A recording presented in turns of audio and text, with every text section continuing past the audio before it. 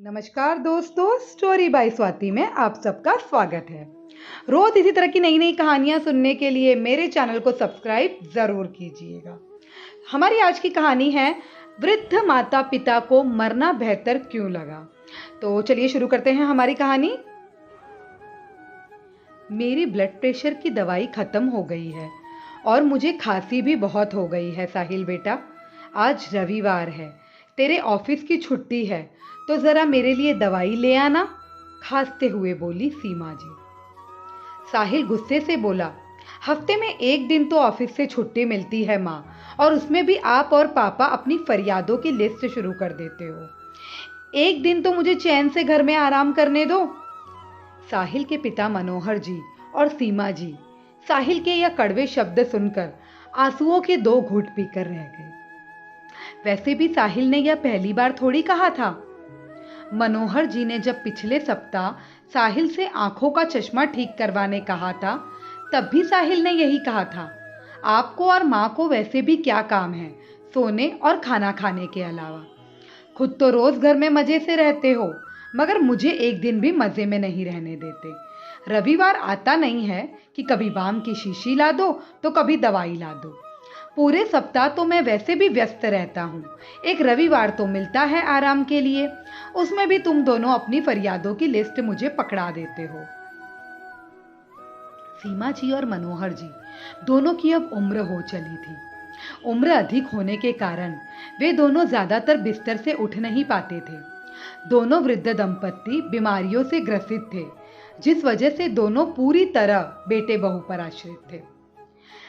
75 वर्षीय सीमा जी जब से एक बार बाथरूम में गिरी थी, उसके बाद फिर कभी चल नहीं पाई थी, और मनोहर जी भी हार्ट अटैक के बाद की गई बाईपास सर्जरी के बाद बीमार ही रहते थे। साहिल अपने माता पिता को खरी खोटी सुना रहा था। उतने में उसकी पत्नी निशा का फोन आता है, जो पार्लर में फेशियल कराने गई हुई थी। निशा बोली, साहिल, मैं यहाँ पार्लर में हूँ, क्या तुम मुझे लेने आ सकते हो? साहिल, जिसकी आवाज अपने माता पिता के लिए इतनी कठोर थी, निशा का फोन आने पर जैसे उसकी आवाज में मिश्री घुल गई। हाँ डार्लिंग, अभी आता हूँ, वैसे भी आज संडे है, फ्री हूँ, बोलकर उसने अपनी बाइक की चाबी निकाली और तुरंत निशा को पार्लर लेने चला गया। निशा और साहिल बाहर से आते वक्त अपने खाने पीने का सामान भी ले आए, मगर किसी ने अपने माता पिता को खाना खाने भी नहीं पूछा। दोपहर के 3 बज चुके थे, मगर अब तक किसी ने मनोहर जी और सीमा जी को खाना नहीं दिया था। मनोहर जी से जब भूख बर्दाश्त नहीं हुई, वे लाठी का सहारा लेकर धीरे धीरे चलकर बाहर देखने गए, तो साहिल, निशा और उनके बच्चे बाहर से लाया हुआ खाना खा रहे थे। वे समझ गए, आज फिर उनकी बहू ने उनके लिए खाना नहीं बनाया है। साहिल मनोहर जी और निशा का इकलौता बेटा था। जिस साहिल को पढ़ाने लिखाने उसके माता पिता ने अपना खून पसीना एक कर दिया था, वही बेटा बड़ा होकर इतना बदल जाएगा, यह किसी ने सोचा तक ना था। मनोहर जी अपने कमरे में आए तो देखा बेचारी सीमा जी जोर जोर से खांस रही हैं। सीमा जी के पास पड़ी बोतल का पानी भी खत्म था। बहू तो कभी सास ससुर के कमरे में ही नहीं आती थी। कभी कभार दोनों पूरे दिन भूखे ही रह जाते थे। कभी कभार बहू खाना दे जाती थी तो खा लेते, वरना भूखे ही सो जाते थे। सीमा जी की खांसी की आवाज सुनकर बाहर बैठी निशा जोर से चिल्लाई, बुढ़िया पूरे दिन खांसती रहती है, चैन से खाने भी नहीं खाने देती। साहिल बोला, उन दोनों को काम ही क्या है, तुम क्यों गुस्सा करके अपना मूड खराब कर रही हो? मनोहर जी और सीमा जी फिर आंसुओं के 2 घूंट पीकर रह गए।